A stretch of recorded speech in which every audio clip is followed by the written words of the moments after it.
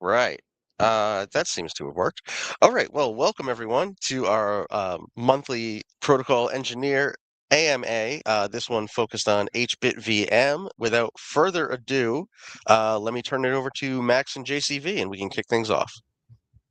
All right, sounds like a plan. And I think we did have technical challenges streaming to LinkedIn. So we are just on Twitter and YouTube, I believe.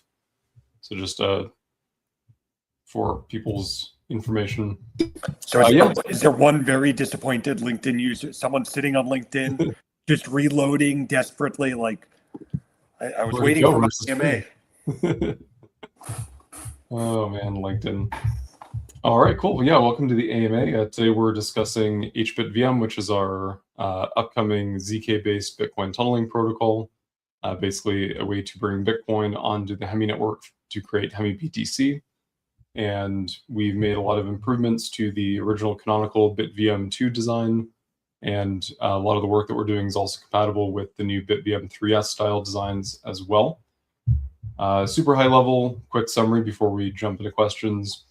Basically, the way hBitVM works is we use a combination of Ethereum's proof of stake and Bitcoin's proof of work to create what we call the hBitVM proof system, which is basically a way to create self-contained proofs of anything on Bitcoin, Ethereum, and or the Hemi network. And then we use that to basically bypass some of the original design constraints of the BitVM 2 system, namely the need for superblock-like client emulation to bypass some of Bitcoin's own self-introspection limitations. And that lets us essentially keep the exact same trust model as the original BitVM 2 design, but also simplify the transaction graph, move some of the economics off of Bitcoin or off of the Bitcoin transaction graph for enforcement onto an EVM layer on the Hemi network, and also lets us make the protocol faster. So without further ado, I think we can jump right into questions. I don't know, John, if there's anything else you wanted to add to it. No, I think that covers the intro. All right, cool. All right. We had one question teed up prior to the start of the session, so we'll lead with that. And if we get more questions come in, then we will continue. Let's see. What type of dApps do you believe will benefit the most from building on hBitVM, and why? Yeah, good question. So hBitVM, the design that we proposed in the white paper, is all around a tunneling protocol. So it's a way to take Bitcoin, lock it in one of these sort of ZK vaults, and then use that to mint the corresponding Hemi BTC ERC20. And so for that part of hBitVM, for its use as a tunneling system, anything that you use ERC20s for in the EVM ecosystem, you can do with Bitcoin that's fully end-to-end ZK secured. So whether that be DEXs, lending protocols, on-chain gaming, agentic payments, basically any ERC20 use case, Bitcoin just translates one-to-one for that with this new ZK backing.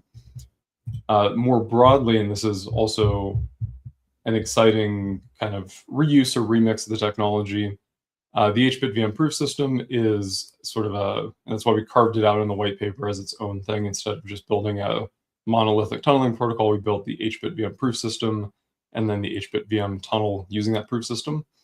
The reason is because that proof system can be reused to make other kinds of on Bitcoin native dApps that settle or clear natively on Bitcoin, control the flow of BTC between parties using a ZK proof or the validation of a ZK proof on Bitcoin, but in a way that's not necessarily designed for, creating an ERC20 representative of the underlying Bitcoin, but instead doing something else interesting for how you actually control that settlement on the Bitcoin base layer.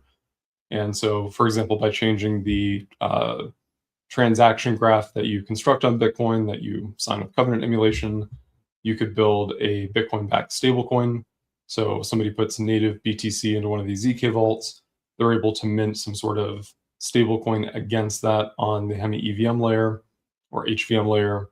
And then the protocol is able to either allow the person to redeem or anyone to redeem a number of that stablecoin to get back to the native Bitcoin backing the stablecoin, or if it's depending on the design of the stablecoin system, if Bitcoin say falls in value versus say a USD peg stablecoin, then there could be a liquidation procedure where somebody could liquidate that vault and then get the underlying native BTC in exchange for liquidating the on-chain stablecoin in exchange for USD. It could also be used for Bitcoin-backed loans, so putting up Bitcoin, being able to borrow a stablecoin or ETH, or insert any ERC20 asset here, and then be able to take that and, again, based on on-chain programmable verifiable data from, say, price oracles, be able to either allow the loan originator to pay back the loan and get the original Bitcoin right back out of that ZK vault, or in the event that the position becomes underwater or under collateralized or under the collateralization threshold, then somebody would be able to liquidate them and then settle natively in the native BTC that's backing that loan on the Bitcoin network. And then maybe the most interesting one that I'm excited about is on-chain native Bitcoin derivatives, specifically options, but there's also play you could do with futures, where you could basically create a system where somebody who has native BTC is able to, we'll take the options example because it's a little simpler, they're able to write options against their BTC. So for example, write a covered call option that is priced at 90,000 for 3 months out. And then at clearance time, or depending on the style of option, but say at clearance time, if somebody exercises the option or gets auto exercised based on a certain price, that could all be ZK proven back to the Bitcoin vault and control the transfer of that native Bitcoin to the person who exercised the call option. Otherwise, the person who wrote the derivatives contract would be able to get their native Bitcoin right back from the contract. So there's probably other use cases we haven't thought of. As John likes to talk about, we're building infrastructure, we're building what we think people will find cool things to do within the Bitcoin ecosystem. So, we're starting with building our new tunnel design around this new ZK proving system and Bitcoin settlement layer. But I'm sure there's tons of other cool stuff that people will think of for, what can I do with a protocol that allows me to control the release or the transfer or routing of native Bitcoin on the Bitcoin base layer, contingent on a ZK proof that has access to basically Bitcoin, Ethereum, Hemi, and theoretically, if you were to extend the protocol, any other Ethereum DA-based L2 as well. Right. We just had a question come in on YouTube. ZK is built into hBitVM? Question mark. Can ZK proofs create a usable wallet where neither code nor user know the seed phrase, but can access the vault through a chain of actions? So that's a two-part question. So hBitVM is natively built around, so there's two layers to hBitVM, but the hBitVM proof system is basically a way of constructing a proof that uses information from the Bitcoin, Ethereum, and Hemi networks in a way where we basically leverage Ethereum proof of stake and Bitcoin proof of work collaboratively together, sort of to keep each other in check. So Bitcoin lacks the ability to self-introspect. And so when you look at designs for ZK-based protocols, basically ZK proof always needs to be valid within some certain context that it exists in or should be validated against. So for example, if you have an Ethereum ZK bridging system, say you have a Ethereum and then generic Ethereum L2, and it's ZK proven back to Ethereum, then the bridge or the tunneling system that sits on Ethereum, that smart contract layer, it's going to be validating a ZK proof of the L2, but it needs to do that within some certain context. So if it's an Ethereum L2, that contract is going to validate that, okay, this ZK proof says the L2 chain state is this, and that it's the L2 chain state is this contingent on the, this block of the Ethereum network being canonical, because that's, say, the Ethereum chain up to which, if you were to extract data from DA publications, you could recreate that L2. So it'd be a proof of you extracted all the correct data from the Ethereum network, from EIP 4844 blobs that were published to the network that are relevant to that L2's protocol. And then if you ran a block extraction protocol on that, you get this series of valid L2 blocks, and then we prove the state transition over each of those L2 blocks. And then when you return the proof to Ethereum, the Ethereum contract doesn't just say, there exists an L2 chain that looks like X. The proof really says there exists an L2 chain that looks like X, assuming that Ethereum block Y is considered canonical or something of that nature.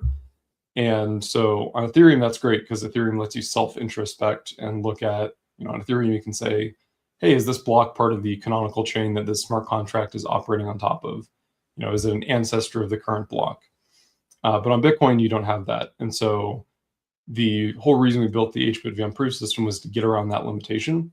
If Bitcoin had op block hash or something that let you get recent Bitcoin blocks that exist on the chain that a Bitcoin script is executing on top of, then Bitcoin would basically be able to see itself and be able to validate a proof in the context of where Bitcoin is at the current point in time.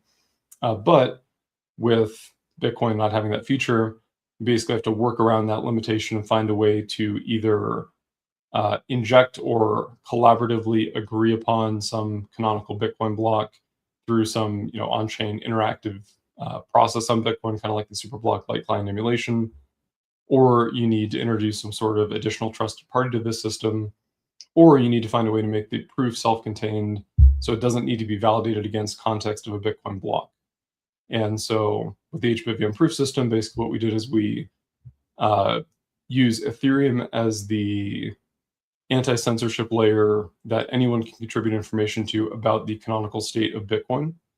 And then we use Bitcoin proof of work as a way to solve weak subjectivity of Ethereum proof of stake by introducing a change to our proof of proof protocol that requires the publication of basically batches of Ethereum attestation data, enough to slash Ethereum validators who misbehave, to the Bitcoin network. And then we tie that all together with the Hemi network, which with it, HVM has a Bitcoin full node embedded inside of its EVM that smart contracts can access and read from. So that acts as sort of the funnel that we use to get data from both of those networks, synthesize it together, and then be able to ZK prove over that composite view of all three chains. And what that does is basically, if you enforce certain validity rules on how the proof is generated beyond just what the base protocol specify. So if you take the Ethereum base protocol and you ZK prove it, there's a bunch of rules that ZK proving system should follow. The block was created by the correct sequencer who was elected to create that block at that point in time. At a certain point in time in an epoch, enough Ethereum validators attested to it that it's considered finalized by the network. The actual EVM state transition of the execution payload is correct given the previous state tree. There's probably 50 other different little things you have to check. The random mixin was computed correctly, right? So you have this whole list of all these things about the Ethereum protocol that you validate. But by adding additional constraints and saying a valid Ethereum chain for the purposes of hBitVM is not only all of the Ethereum rules, but some additional rules that all attestation data for or a sufficient portion, which is a tuning parameter of the protocol, of attestation data for each Ethereum epoch in this chain that you're claiming to ZK prove, must be published to Bitcoin. It must be published to a Bitcoin block with a timestamp within a certain delay of the creation of the Ethereum block the attestation attests to and secures or finalizes.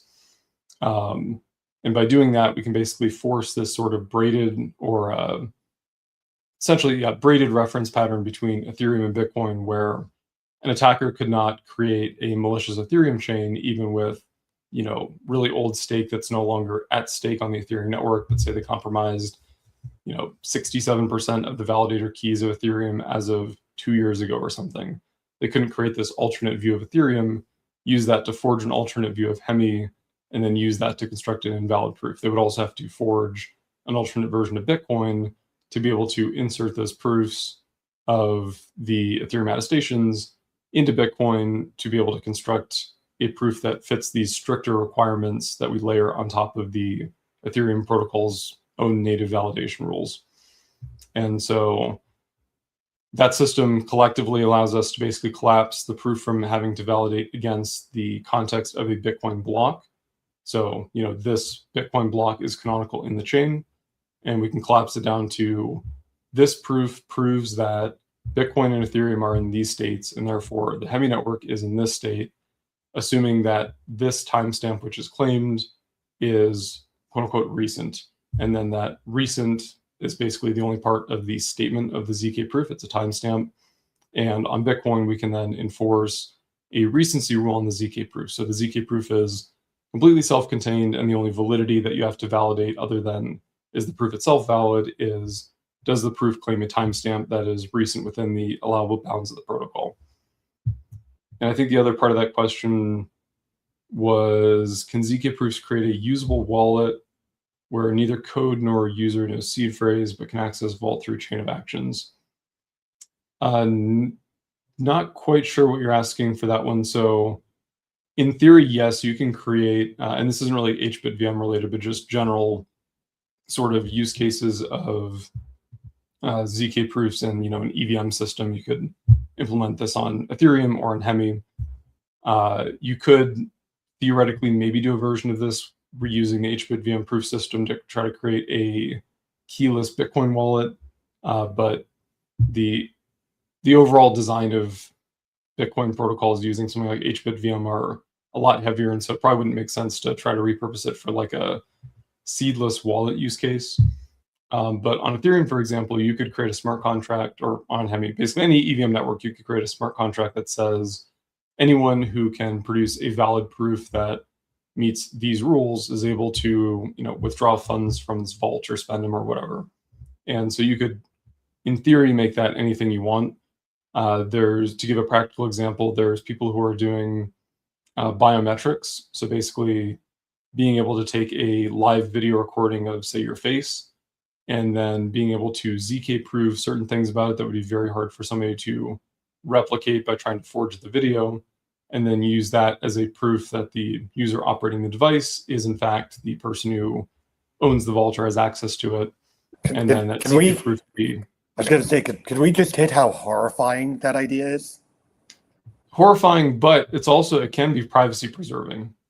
And it's also very error prone, but yes, that there aside. Is, yeah, there are oh my God, there are so many ways that one will can go wrong. I don't know. I remain a very deeply skeptical of most biometric systems for almost everything, because they've always been both error. So there was a time where like fingerprint readers, even expensive ones like a fucking Bloomberg terminal, you could beat with a gummy bear. Yeah, fuck all of biometrics. All of it. And yeah, I'm not saying I've never had to do it with the Bloomberg terminal, right? Because of course I've never used a gummy bear to log into a terminal that I was not supposed to. But still, dude, I had a gun safe that I could use a photocopy of a fingerprint. Oh Jesus, this thing was so bad. At least the Bloomberg terminals, you did need something that almost plausible. Like again, the gummy bears were good for that, but wow. So yeah. Wait. Get back to the gummy bear. You did what? So if you have someone touch a gummy bears are sticky, as I'm sure you have, most people understand, and soft and squishy. And if you put if you touch it to pick up a fingerprint, and then you put your finger behind it, you can push down on it. It's very similar to the way a finger feels. It spreads out in the right way, and it's even close to the right temperature. So they're very good at beating fingerprint readers.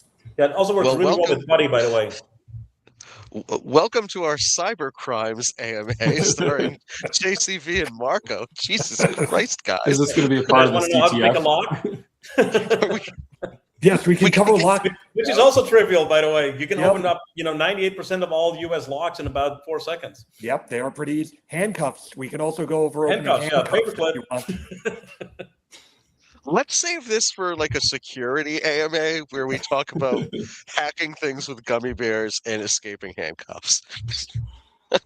I think that would be Rick, those are important life skills. Yeah. I mean, you may need that someday. Yeah, like if I was caught with your gummy bears, you need to get out of those handcuffs. If I was a jewel thief or a magician, I mean, yes, those would be valuable life skills. Look, it is Rick. it's never too late to pivot careers. You make a very good point. All right. Well, anyway, Max, what were you saying about ZK provability before the whole gummy bear fiasco exploded on the live stream?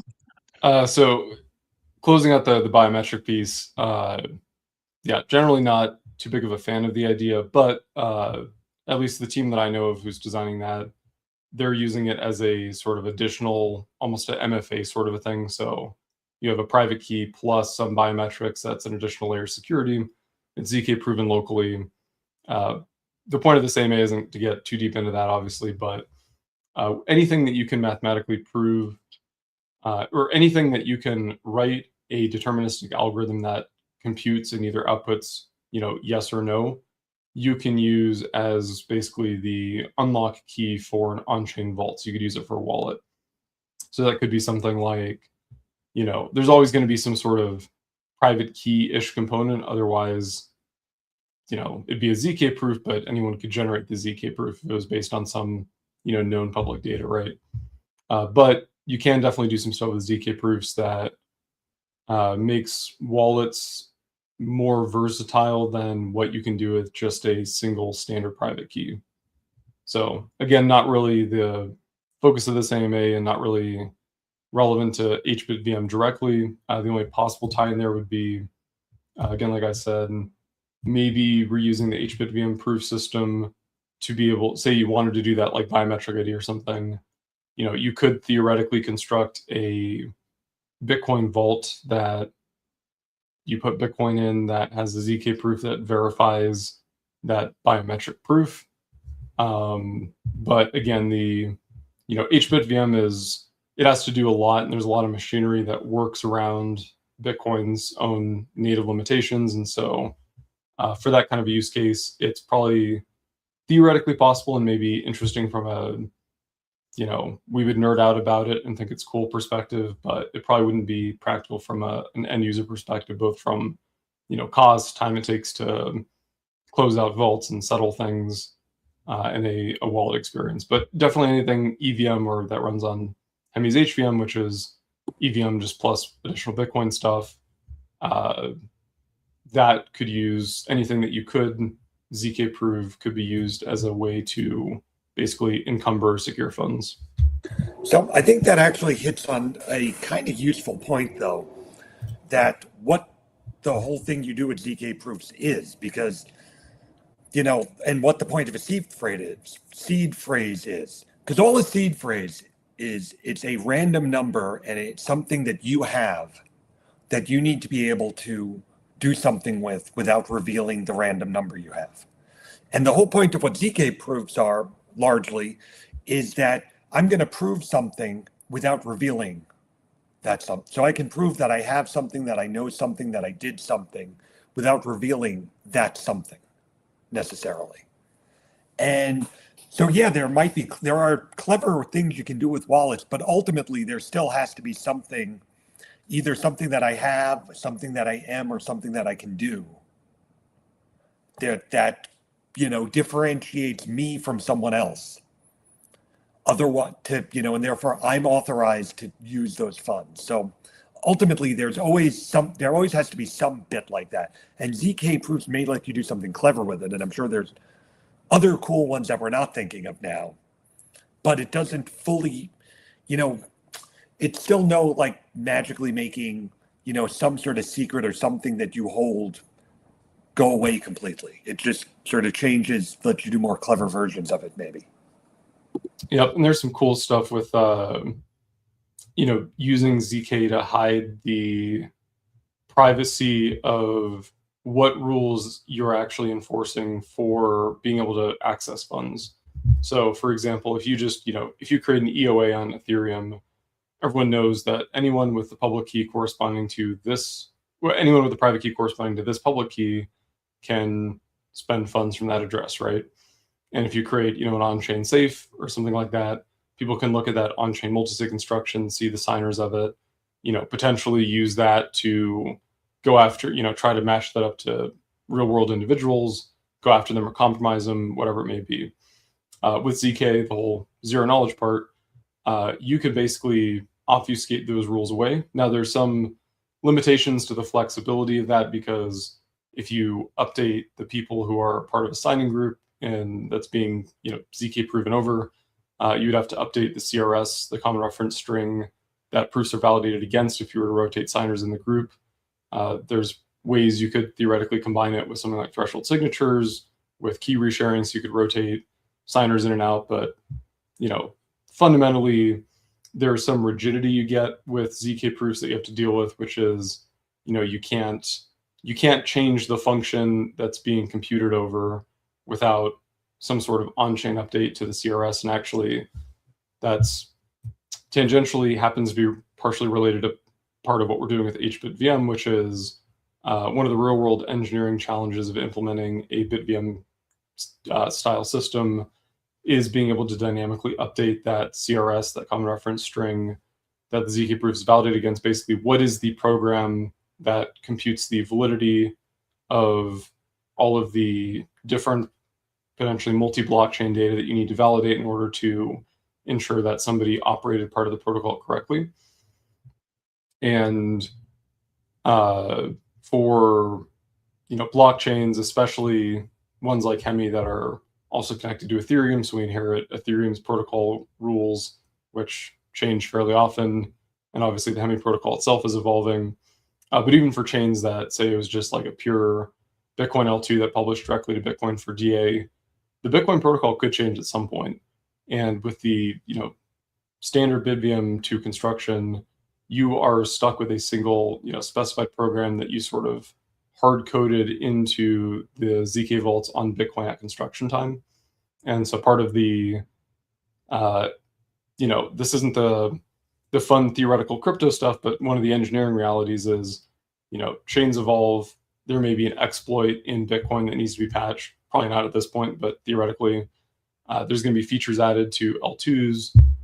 For Hemi's purposes, there's going to be changes to the Ethereum protocol, and we have to be able to validate the new version of Ethereum, post that hard fork that they do to introduce this feature or change the way this or that works or whatever. And so without having the ability to validate, the ability to update on Bitcoin the common reference string that the ZK proof is validated against, basically that would normally just sort of brick the protocol. You would no longer be able to generate valid proofs that let anyone withdraw from that underlying ZK vault on Bitcoin, which is obviously not the ideal design. And so what we created was this bootstrapping wrapper.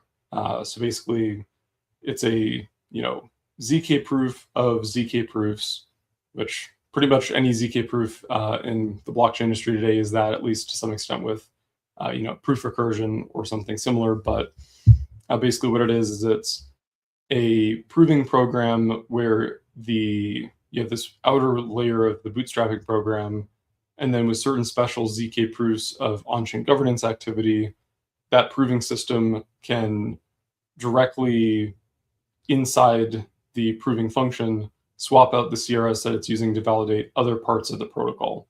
So for example, you could have a governance update that, say there's an Ethereum hard fork coming up. You could have a governance update that updates the proof validity rules, the CRS for the Ethereum network to adopt the new protocol rules. And then as part of the hBitVM bootstrapping proving system, there would be a special proof of, you're sort of proving Bitcoin, Ethereum, and Hemi together as they progress. And inside of this proof, you can kind of think of it as a loop of, we add a little data to Ethereum, add a little data to Bitcoin, add a little data or a small segment of blocks to Ethereum or to Hemi, and we go through the loop and we do it again. So we keep building iteratively on all these chains together, because we have these cross-chain validation rules that need to say you can't extend the Ethereum chain by too much until you extend the Hemi chain derived from that Ethereum chain enough to get this view of Bitcoin that shows that these attestations from the Ethereum network that we have a view of were published to Bitcoin in this timely fashion, and that Bitcoin information was then the lightweight consensus information, the headers of that Bitcoin chain were published to Ethereum and then incorporated into HVM's view of Bitcoin by Hemi. And then we do an on-chain call or a proof of an on-chain call in Hemi to basically aggregate all of that data together in the ZK proving loop. But part of that loop can also say, okay, we updated Hemi to this point in time. At that point in time, Hemi governance voted to update the CRS for the Ethereum protocol.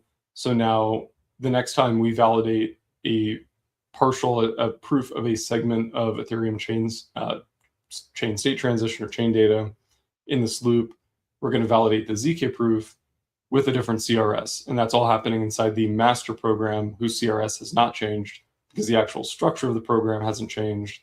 The program itself it's a program that's itself verifying ZK proofs, and itself has that dynamic ability to swap out CRSs to update the proving validity rules basically for all of the subparts or sub components that need to be proven as part of that main proof loop. I forgot why I got off on that tangent. It's a cool design feature of hBitVM. I think what was the original question we were talking about? Right. Hold on. I gotta scroll up. Give me one sec. ZK is can ZK proofs create a usable wallet where neither code nor user knows seed phrase, but can access the vault through a chain of actions? Okay, we went way off base. Okay, getting back to the wallet question, basically, yes, anything you can ZK prove on an EVM network, you can use as theoretically a wallet access thing. I remember why I got off on the tangent. I was talking about ZK proofs have some amount of inflexibility, which is that if you update what's being proven, then you have to update the CRS on chain that the ZK proof is validated against. And so I was saying, if you were to build a wallet and say hard code in, you need a ZK proof that proves that 3 of 5 signers signed the message. Then if you wanted to swap out one of those signers for another one, you'd have to update the CRS on chain that's being validated against, and that update itself would normally need an on-chain known group of, say, EOAs or threshold signature scheme or whatever that is able to make that update on chain. So it kind of collapses to the traditional model in some ways, where you're not really getting the privacy benefits per se, or if you are, you're getting them, but you're also having to inherit another system like a threshold signature scheme, which then, if you're already using that for the governance updates of that wallet, then why not just use that as the signing mechanism? And there could be separation of power between different parties in, say, an organization or something that's useful. But if you were to adopt something like that bootstrapping program that we built for hBitVM, if you were to take that same design pattern, there may be ways that you could reuse that general idea to be able to have, and again, there'd still need to be some, interaction pattern of users somewhere on some chain that you could ZK prove to prove that the CRS should be updated. But you could make that potentially more dynamic or maybe updatable out of bound in certain conditions. So you could have, maybe the signers could, approve a rotation of keys, and, the ZK proof could allow that you to prove, each step of the, kind of chain of custody, if you will, or the provenance of the signing set. And so the protocol is constructed with 5 signers, but the ZK proof, function itself that you're proving in order to get access to the wallet or be able to spend funds, instead of that just saying, validate 3 of 5 signatures from this list of participants, it could be sort of that, meta program or that bootstrapping program that says, validate a chain of interactions starting with this original party. And so that party could do they could collectively sign to add somebody else or remove somebody from the party or whatever. And then that ZK proof could prove the whole chain of, we started with these 5, they added this guy, they removed these 2 people, they added this one, they changed the signing threshold. And if each of those steps validates and each of those steps is programmed into the proof function that you're verifying, then you could have sort of this off-chain dynamic mutable signing set that then you could use on-chain with privacy. So nobody other than the participants in the protocol would see from the on-chain, spend transaction that gets sent to Ethereum or Hemi. They wouldn't be able to see who that signing set was or how it evolved over time. So there's definitely use cases for more robust multi-sig wallets, ones that have more privacy. Again, getting kind of off the hBitVM topic, but there's definitely some cool engineering ideas and things you could do from a wallet management perspective. There's also stuff for, and this gets a little fuzzier, but social recovery. So if you wanted a wallet where you say, if I don't interact and spend funds for a year, then any two of my 3 friends in this list can go and basically recover the vault and set, a new key for me to use. Normally, you would enforce something like that on chain, but you could do that in ZK, so you have privacy and you're not revealing who the friends are who could potentially be compromised, who would be able to then, set a new key or, basically reset your password on chain for you. So there's definitely some cool use cases, but again, kind of outside the realm of hBitVM itself. All right. This is a slippery slope because Koning has some great questions, but they're very ZK proof oriented, and therefore we may run out of Perfect. time. So let's let's start things off. How can apps on chain read data in ZK without revealing the data? So high level, a lot of this depends on the exact design of what you're trying to do. So does he give any examples of something that he's building or thinking about, or is this just a general question?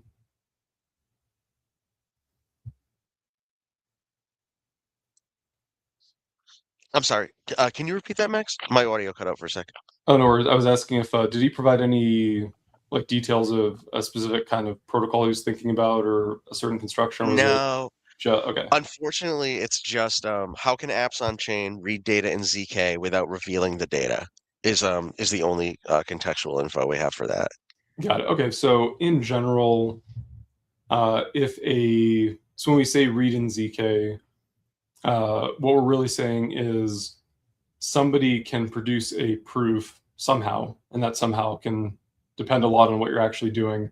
But somehow somebody generates a proof off chain, and then they publish that proof on chain, and the protocol accepts it and then takes some action based on it.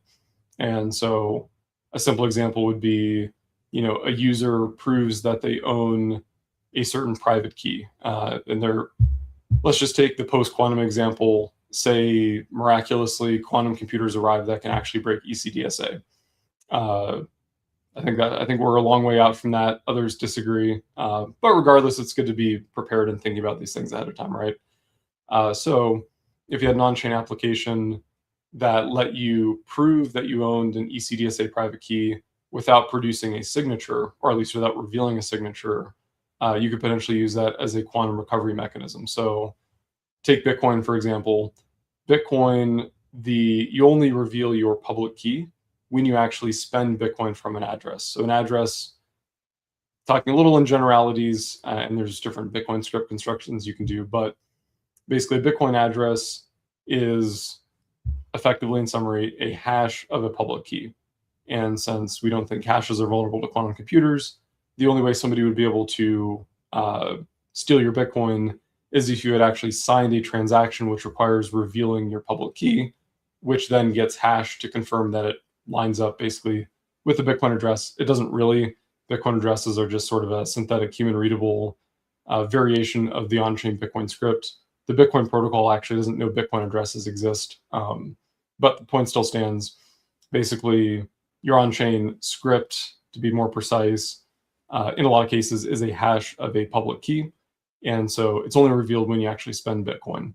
So anyone who has Bitcoin in an address that would be vulnerable to quantum attacks were the public key revealed, you could theoretically create a recovery mechanism where somebody could prove that they own the private key that corresponds to the public key that corresponds to the hash that's in the Bitcoin script. And they could do that with a post-quantum ZK proving algorithm. And if the Bitcoin protocol were updated when, quantum D-Day happens or whatever, were updated in a way where they would accept that proof as a way to move funds out of those legacy addresses, then, that would be a way that'd be an on-chain application of some sort, in this case, the Bitcoin protocol itself, validating a ZK proof and basically reading data or deciding on the validity of something based on a third-party proof that's provided. A more concrete example might be something on Ethereum. If you have, take the hBitVM proof system as an example, if you have a ZK proof that the Bitcoin, Ethereum, and Hemi chains are all look like this, given that a certain timestamp is recent, or basically they all look like this at this timestamp, and then you decide whether that timestamp is recent enough, then in order to quote unquote read data from each of those chains, well, to take one step back, this will make a little more sense to set the foundation. So with hBitVM, and you see this with a lot of proof systems that operate over sort of complex, multi-chain ecosystems, they are segmented into layers. And so, if you have a really simple off-chain protocol that, it's users updating who's allowed to sign in a multi-sig as part of a step of, linked off-chain transactions that start from a known starting point, right? That's a simple protocol. You might just implement that directly as one function that, data comes in, which is all those steps that are authorized by the protocol that the signers can take, and it validates each one and then validates something about the final state. But when you have more complex systems, more moving pieces, generally what you do is you break out each of the components of the protocol into individual pieces that can be ZK proven. So you have, here's a ZK proof of the EVM state transition. Basically you take an execution payload, and then assuming that, block N is canonical and that block N+1 looks like this with this data, we can prove that it represents a valid state transition over the Ethereum state tree as a block N, and produces this state tree at the end, which is the state, or the state root at the end, which is the state root of the state tree after processing block N+1. So that's one layer of the proof. And then you have another layer that says, well, is that execution payload really valid? Okay, we have a proof of the consensus payload, basically the proof of stake wrapper, or the beacon block that wraps that execution payload. Was that beacon block created by a participant who had the right to make a Ethereum block at that slot? Was that slot eventually finalized later in the chain? And even that could probably be separated into two different proofs, because you have the immediate proof of being a candidate and then a later proof of that candidate being finalized, right? And so you're layering all these different parts of the protocol together. And what that lets you do is, and again, you don't necessarily have to layer it. You could theoretically make one monolithic function, but it makes it easier for you to read data out of, say, the Hemi chain or Bitcoin or Ethereum based on sort of those subproofs. And so with hBitVM and the hBitVM proof system, you have a ZK proof, which basically says, at this timestamp, here are the state roots and some other small bits of relevant metadata related to each of those chains. And then you could prove something that cryptographically, even in non-ZK, just traditionally with, say, a Merkle-Patricia tree proof or something, validates against one of those state roots. And then you could use that to read data from a data source that is ZK proven over, and you're only reading the part of the data you care about. And then you could either, again, validate that portion on-chain. So for example, say on Ethereum, I wanted to validate that the Hemi network, that this specific contract on the Hemi network had, this storage slot set to this value, or this value stored in this storage slot. I could prove I could take the hBitVM proof system, which gives me this self-contained proof of the Hemi network in addition to a bunch of other things, just validate the timestamp. And then I could validate either an additional layered on top ZK proof that says, and here's a ZK proof that given that state root, that this data is at this position in this contract storage. Or you could combine traditional and ZK proving. And again, there's some on-chain efficiency losses potentially in doing this, because it might be quite a bit of data depending on how complex the on-chain operation you're running is. But you could also, if you wanted to, just prove, here's a Merkle-Patricia tree proof of that certain storage slot's data being stored in this contract, and it authenticates up to the state root that the ZK proof proves is a valid state root for the Hemi L2 at this point in time. And so that kind of that layering lets you have more modularity and recombine stuff in interesting ways. And it also lets you, depending on the application, whether it makes sense, have this sort of final, the last mile be either in ZK or maybe not in ZK if you just wanted to validate something using traditional, say, inclusion proofs against the state roots that have already been ZK proven as valid. So that's how you would read data. So if you were an Ethereum contract, you could read data from Hemi by basically taking the hBitVM proof system and then adding a second proof, or doing that non-ZK proof that proves a specific thing that corresponds to the state root that the hBitVM proof system itself outputs as valid. Right. Still on the same basic subject here. Follow-up question from Konang. Which part consumes the most resources, proving or verification? So definitely proving. So one of the, I won't spend too much time on this because I know we are getting to the end of the AMA somehow already, but basically the proving is very expensive because what you're doing is you are running essentially a version of the Bitcoin protocol, the Ethereum protocol, and the Hemi protocol inside of a ZK VM. And actually, in our case, you're going to be running it inside of 3 ZK VMs, which makes it even more expensive. But that's ZK VMs, and it's an area of active research, and there's upcoming innovations. Like there's a lot of really cool stuff Jolt's working on. They're not in production yet, but they're getting speed ups over a lot of the current ZK VMs on the market. But it's somewhere, to give very rough figures, it depends on exactly what you're doing. If there's a pre-compile circuit for something, some heavy operation that you're doing over and over in your protocol, but it's somewhere like 3 to 4 orders of magnitude slower than a traditional computer. So if you have a 5 gigahertz CPU core in your computer, well, a high-end GPU might be able to prove at 5 megahertz or 10 or maybe 20, right? And so basically you can think of, at a high level, you can conceptualize the cost of ZK proving as basically take the cost of operating a Bitcoin, Ethereum, and Hemi full node, and then multiply that by 1,000. But the way that we solve that is one of the side projects that I'm working on that's going to be part of the Hemi ecosystem, and I'm building because it makes hBitVM more efficient and also more it can request and incentivize ZK proofs that it needs on chain without needing sort of centralized off-chain infrastructure. But it's a ZK proving market where the actual validity of ZK proving jobs is based on the output or the verification of a ZK proof versus the job requester having to submit the actual serialized witness. And so when you look at a ZK proof in general, this isn't a hard and fast rule of the cryptography or anything, but the way that they're used in blockchain, normally the witness itself, which is you can think of it as all of the data the proof needs to actually be proven. So for example, if I'm proving the state transition of a Bitcoin block, my witness includes some previous information about the Bitcoin state, depending on how I structure it. And then it also includes the Bitcoin block that I'm actually using to perform the state transition, right? So that's a lot of data. That's, potentially 4 megabytes for the Bitcoin block. And then the state that it's operating on, it depends wildly on, how that state's organized. But as an example, in our ZK-focused Bitcoin indexer called Oxygen, basically we fold the entire Bitcoin protocol and its data model into a new data model that's a Merkle-Patricia tree similar to Ethereum or EVM networks.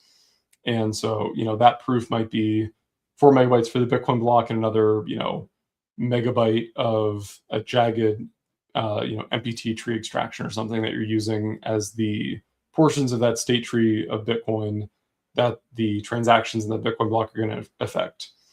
And so that witness is huge. You wouldn't be able to really post that witness on-chain practically. Even if you do, no on-chain contract has access to enough information to serialize it, or if it does, it would be prohibitively expensive. Theoretically, with HVM, if we had certain precompiles, you could theoretically, again, create that witness in a smart contract, but it'd be wildly impractical. So the way normal ZK proving networks work is they require, say, us as the Hemi team to run a daemon that will go and serialize that witness data that's needed for somebody to compute the ZK proof of. And that daemon would publish that witness data to the ZK market, it'd like pin it to IPFS and then publish a link, basically an IPFS URL in the ZK proving marketplace tied to the job. So it'd say the ZK proof is running this program with this witness data. So the program is identified by hash, and you distribute that over IPFS. And then the witness is this data stored at this IPFS link. And so somebody needs to run some off-chain piece that submits that job, and generally that ends up being like a centralized thing that the project team would run. There's ways you could potentially incentivize decentralizing that, but it gets complicated. What our proving marketplace does is flips that around. So you can still do it that way if you want. So it works with the traditional pattern of ZK proving marketplaces people are used to, of you serialize a witness, you stick it somewhere, and then you create a job that references it. But what we do is we let you flip it around and alternately specify the validity of a proof by the outcome of that proof. So you can basically say a ZK, a on-chain smart contract can say, here is a $5 bounty for somebody who produces a ZK proof that the state transition from Hemi block X to Hemi block Y is correct. And again, hBitVM's proof system is multi-layered, so that itself could require them to prove something about Ethereum or something about Bitcoin and combine those together. In practice, the way our system would work is it would incentivize each of those parts independently. And so you can kind of think of this, kind of jagged, not a race, but all of these chains kind of progressing together in chunks of ZK proofs. So, there's an incentive for a ZK proof of proving that the, Ethereum proof of stake consensus protocol has, these beacon blocks, which are valid based on the proof of stake consensus protocol. And then a ZK proof that the execution payloads contained in them are valid and result in a final block hash. And so you can prove these segments that build on each other. And then you can use recursive proving to basically say, if we have the proof of Ethereum block 100 to 200 and then 200 to 300, we can combine those into a proof of blocks 100 to 300. So the hBitVM on-chain contracts would incentivize the proving of each of those individual segments. So everything we need to know about Ethereum, everything we need to know about Hemi, and then Hemi by proxy gives you everything you need about Bitcoin, because as part of the Hemi state transition, you have the embedded state transition of basically Hemi's view of Bitcoin with the oxygen indexer. And then somebody who's constructing a specific proof for a specific hBitVM vault would be able to reassemble whatever segments of chunks they need and then revalidate them inside of this bootstrapping program. So the person who's generating the proof, which is in the case of hBitVM, the tunnel operator who's fronting liquidity and then using that proof to basically get their funds back from that ZK vault on Bitcoin. So there's 100 Bitcoin in a ZK vault, an hBitVM vault on Bitcoin. A user withdraws 100 Hemi BTC minus fees from that vault. They specify a Bitcoin address, the operator fronts, say it's a 20 bips fee, 99.8 Bitcoin to that address that the withdrawer specified. And then they construct a ZK proof that since the inception of that ZK vault, you can progress the Hemi, Bitcoin, and Ethereum chains together following this protocol that we define in detail in the white paper if you want to get into it. Basically, all these chains progressing together, publications between them, using Hemi as sort of this aggregation layer to get access to that information. But each of those expensive subsegments has already been incentivized by the protocol. So the operator is really just collecting all those proofs and then running just the ZK proof of the bootstrapping program, which is the one that starts from the specific Bitcoin, Ethereum, and Hemi starting points that were specified in the original construction of the hBitVM ZK vault on Bitcoin, and then replays all of the all of the proof chunks for each of the different layers of the proof system that you need to progress it all the way to essentially current minus an hour, 2 hours. There's a little bit of permissiveness in the protocol for, delays in generating proofs and how that gets enforced on Bitcoin. But basically, that part's still expensive, but it's, orders of magnitude cheaper than actually having to generate all those proofs from scratch. So the protocol is incentivizing the really heavy lifting, and then the operator at the end, in the case of the hBitVM tunnel system, or really any use of the hBitVM proof system on Bitcoin, they're just assembling those proofs and then running the bootstrapping program, which uses those already computed proofs to validate over all the different proving layers, a la all the different networks, to get to some final state, and then adding in one final, very small, very cheap to compute proof that at the very end, once you prove that Bitcoin, Ethereum, and Hemi all look like this, then you prove that, in the case of the hBitVM tunnel system, and then we call, this function on the tunnel manager contract on Hemi, which returns true, this operator should be allowed to withdraw these funds, basically. And so that additional step of running the bootstrapping program, and then as part of the bootstrapping program, generating that one final proof, it's not super cheap, but it's, maybe somewhere on the order of an hour, a few hours of compute on a high-end GPU versus what could potentially be, hundreds of days to prove all of these subcomponents. And there'd also be redundancy, if you didn't have this sort of incremental proving in chunks and then reassembling them, each operator would have to basically replicate ZK proving for each vault that an operator withdraws from. They'd be replicating all the compute that somebody already did for another vault. So that's why the protocol incentivizes those chunks. And then that can also be used for anyone else who's building with the hBitVM proof system. They can rely on those proofs of all of the parts of Bitcoin, Hemi, and Ethereum that you need to reassemble to create a valid hBitVM proof, that those are already being incentivized, posted on chain, and somebody just needs to basically go grab them and then run that bootstrapping program with the relevant ones to get a final proof. And then the verification is interesting because the way it works in a BitVM system, so normally ZK verification is relatively cheap and relatively easy because you just have a smart contract that integrates or implements basically, a Groth16 or a Plonk verifier or whatever.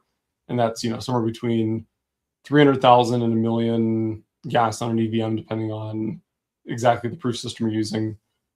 And basically somebody just provides the proof, the smart contract runs the verification algorithm, and then takes action based on what that proof says. But with Bitcoin, since Bitcoin doesn't have a, ZK verify, or it wouldn't actually be called that, but some sort of, built into Bitcoin ZK verifier, the way that you have to implement the verifier is also expensive. It's expensive in a different way. So it's not compute power, but it's expensive from a Bitcoin fee perspective, basically, because you're publishing a lot of data on Bitcoin and you're going through this interactive fault dispute process. So BitVM designs, including hBitVM, are a optimistic interactive verification of a ZK proof. So normally ZK proof tech in the Ethereum world is just, we validate a ZK proof in a contract. Somebody provides the ZK proof, then we do something based on it. On Bitcoin, because of Bitcoin's limitations, you need a little bit more going on. So what you really need is you have a basically an operator who commits to saying, I have a valid ZK proof that if you were to validate it, would validate correctly. And then you have basically this Bitcoin transaction graph that's constructed, and using covenant emulation, we can basically pre-sign this Bitcoin transaction graph. So even though covenants don't exist on Bitcoin, we can force covenants with a one-event trust model. And we can use that to say, okay, so the operator has claimed that they do have a valid ZK proof, and then we've implemented a ZK verifier in Bitcoin script, but oh no, it's 2 gigabytes. There's no way we could actually run that on Bitcoin natively. So what we do is we take that program, we chunk it up into smaller chunks that each individually could run on Bitcoin. And so you can kind of think of, just think of a Groth16 verifier as this, continuous function of, millions and millions and millions of opcodes. There's going to be some intermediate state on the Bitcoin stack that throughout that entire processing system that's getting mutated. So what you can do is you can take that program, you can chunk it into these smaller pieces, each of which could independently run on Bitcoin. And then you have the operator basically commit if they're challenged in the protocol. So that's the optimistic part. The operator says they have a proof. If nobody challenges them, the protocol just accepts that as gospel and lets them withdraw the Bitcoin after a certain period of time. But it's permissionless. So anyone who observes the operator lying about having a valid proof can challenge them and then force this process to occur. And that process is then the operator has to pay to publish on-chain commitments to, we already chunked up the program, and we already know that each chunk of the program has certain mid-state relevant to it, and then the operator commits to the initial starting state, which is the actual ZK proof that gets put into the very top of this giant Bitcoin script function. And then we have the operator commit to each of the mid states between each of the chunks in the program in a way that then a challenger can replay a portion of the ZK verifier algorithm on Bitcoin using one of those chunk commitments. So using Merkle signatures or Lamport signatures, which is basically a hash-based signature scheme that lets somebody commit to it has two properties. One, if you sign two different messages, you leak part of your private key, and that can actually be used to prove that you double signed something. So it can provide a one-time, non-reusable public key, which public-private key pair, which normally is not a good thing, but in this case, actually good because it means an operator can't say two conflicting things.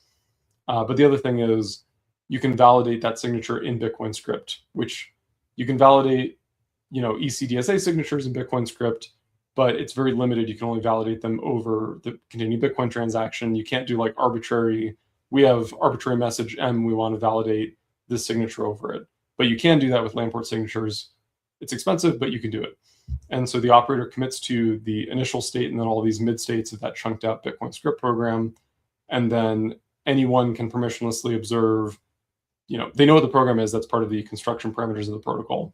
And they see the commitment to the original ZK proof.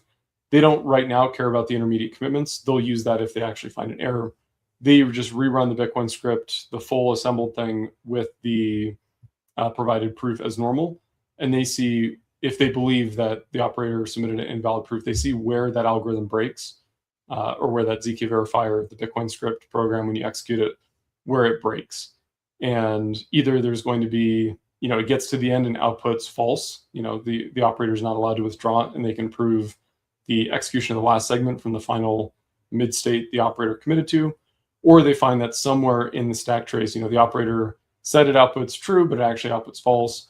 Where in the chunks does the operator's claim about the execution of this Bitcoin script ZK verifier fail? Where does it differ from the actual correct mid state of running the program based on that original committed input? And so say it's at chunk 31, then somebody wants to challenge the operator would say, okay, at chunk 31, you said the mid state was this. And then you said after chunk 31, the mid state was this. And I have two Lamport signature commitments to those, the before 31 and the after 31 mid states. So I'm going to bring the just chunk 31 on chain with this, your commitment to the initial values before running that chunk and the values that you claim the mid state was at after running that chunk. And we're going to run that entire thing on Bitcoin and Bitcoin script because that's a small enough chunk that it can actually fit on the Bitcoin network in a transaction. And based on that, if that executes correctly, then I get to burn the operator's connector output and basically eject him from the protocol. So we can no longer try to reclaim funds from that ZK vault because he did not produce a valid ZK proof. And that's the on-chain optimistic, dispute game-driven verification of a ZK proof. You couldn't do like a standard optimistic, challenge process on Bitcoin that actually operates over all of the computations of, the Hemi chain, Ethereum, and Bitcoin. But if you have a ZK proof, that's small enough that you can create a small enough verifier program that you could optimistically, you can create a fault dispute game basically over that ZK verifier program. So it's basically ZK. It's ZK with a one of n trust model, assuming that one of n, not all n parties collude to compromise the covenant emulation, and then also assumes that there is one person paying attention who would submit a proof that somebody misbehaved, an operator misbehaved, in order to collect a bounty from the protocol. Excuse me. All right. We have one more question, but we are over time. Do we have time for one more? Yeah, let's do. I'll try to keep it quick. Okay. I just want to warn you. It also involves ZK proof. We'll figure it out. Okay. All right. This is a good one to close with. Will ZK be accepted by institutions because of its privacy features? Even Tornado Cash got banned. Good question. And one of the sort of confusing things, we as an industry have adopted the term ZK to mean basically anything that is a succinct proof, even when we don't care about the ZK property. So you, if you look at a ZK proof, there's a couple of properties that you really care about. And if you really care about the details, we talk about this a little bit in the hBitVM white paper as well. But basically you have ZK, which is zero knowledge, meaning that you don't reveal anything about the inputs to the program.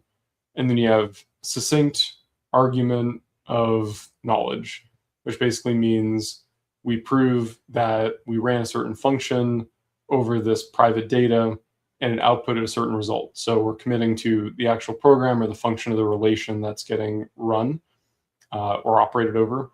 And then we commit to that there was some data that was put into the function that created this result without having to reveal what that input data actually was. But a lot of use cases of ZK in the blockchain world actually don't care about the ZK part of ZK, which is kind of a silly thing to say. But for example, with hBitVM, there's nothing private about the protocol. You could build privacy extensions on top of it. You could use versions of the hBitVM proof system to additionally prove some private information in conjunction with public, Bitcoin, Ethereum, and Hemi information or whatever. But for our purposes, we're using ZK not because it's private, but because it's a succinct argument of knowledge. Basically, it lets us prove that there exists an Ethereum, Bitcoin, and Hemi chain that look like these things. And based on that, we want to take some on-chain action. And we can't recompute Bitcoin, Ethereum, and Hemi on the Bitcoin network, right? Like some nested, disgusting Russian doll of computing. So we need some way to make that very succinct. So we can say, here is a constant time to verify proof that proves any arbitrary amount of Bitcoin, Hemi, and Ethereum execution and results in this final state. And so for that purpose, we don't care about ZK. We're using ZK proofs in other parts of things that we're working on in Hemi, namely the code name, still working on the name, but the MinerFi protocol, which is a threshold signature scheme that we added ZK proving to make it on-chain attributable. And there's things about that that actually do care about ZK because it's operators in the protocol producing zero knowledge proofs about certain things that are private to them, but they need to prove certain properties of them. So, they need to prove that a particular number is a prime number without revealing what the number is, stuff like that. But for the purposes of hBitVM, the ZK proofs are just operating over public data. So we, as an industry, we call them ZK proofs because they are technically ZK proofs, but we don't care about the ZK part of it. We just care about the proof part of it. And so the succinct proof, which is not, something people usually call out by name because it'd be just too much to say. But basically, for hBitVM, there's not a institutional adoption risk angle from the privacy perspective because the ZK proofs aren't being used for privacy like Tornado Cash does. The ZK proofs are being used just to efficiently prove computation of Bitcoin, Ethereum, and Hemi, and then do something with that information. You could build, again, privacy extensions on top of it that did something interesting. You could take the minted ERC20 Hemi BTC that's minted and backed by the Bitcoin held in these ZK vaults. You could put that into a privacy preserving protocol that uses ZK proofs, but that has nothing to do with the underlying machinery that we're building out for the hBitVM proof system that, again, uses ZK proofs just for this succinct proof of the state of particular networks that we care about. So good question, but not in our case, basically. Yep. And let me, another way to think of that is ZK proofs are a crypto tool, right? But all tools in crypto. So take like asymmetric cryptography, so signing. Signing is, being able to sign something with a public-private key pair is a necessary part of most anonymous things you would want to do, or most privacy things you want to do. But it's also equally a part of Bitcoin, which is not anonymous and not particularly private. It's these are these are base pieces that you can use for a whole bunch of different things, and some of them are going to be anonymous. Some of them are not. Some are going to be private in different ways. Some are not. Just the usage of zero knowledge doesn't imply anonymous. And actually, you could build an anti-anonymous protocol with ZK just to give kind of a really extreme, flip it around thing. You could have a ZK proof that its statement outputs some, semi-sensitive information about an individual, or allows like selective decryption of part of the statement by a certain party, like a regulator. So you can actually use ZK proof technology to build less anonymous versions of protocols in certain constructions if you want to be extreme and also very pedantic about it. Right. And believe that brings us to the end of questions, so we can wrap this up. I just want to thank everyone for joining us today for a deep dive into hBitVM and a little more info about ZK provability. Anything else, Max, JCV, and team, before we go? I think that's it. I did just want to post the link to the white paper if people want to read that, because admittedly, it's a little hard to find on our site. If it's even, I'm not sure if it's even linked properly. So how would I post the link to that here? Because we're on multiple different platforms, and I do see the comment section, but Joshua beat you to the punch on YouTube. oh, perfect. All right, cool. There it is. So if you want to learn more about how this works, that white paper covers all the details. I was rereading it last night, and I did notice one minor typo. So if you're looking at the Bitcoin transaction graph, the disproved time transaction should actually be a relative time lock, not a absolute time lock, not a relative time lock. So the picture is right, the prose is not. But other than that, all the details are in the paper. If you want to do a deep dive, and if people have any other questions about it, or want to chat about if they're interested in building on top of the hBitVM proof system, building either one of those Bitcoin primitives I was talking about, like Bitcoin-backed stablecoins, Bitcoin-backed lending protocol, or Bitcoin-backed options, futures, derivatives contracts, being able to build those that are in a way, truly Bitcoin native and settle directly on Bitcoin with native BTC. If you're interested in building that, or you have another cool idea of something you want to build with it, definitely reach out. We'd be happy to keep you in the loop as we continue to develop this and kind of give you a early preview of some of these parts mature, so you can start playing around with how they might fit into your system that you're building. So yeah, appreciate everyone coming out. As usual, we have run over, but 14 minutes, that's not too terrible.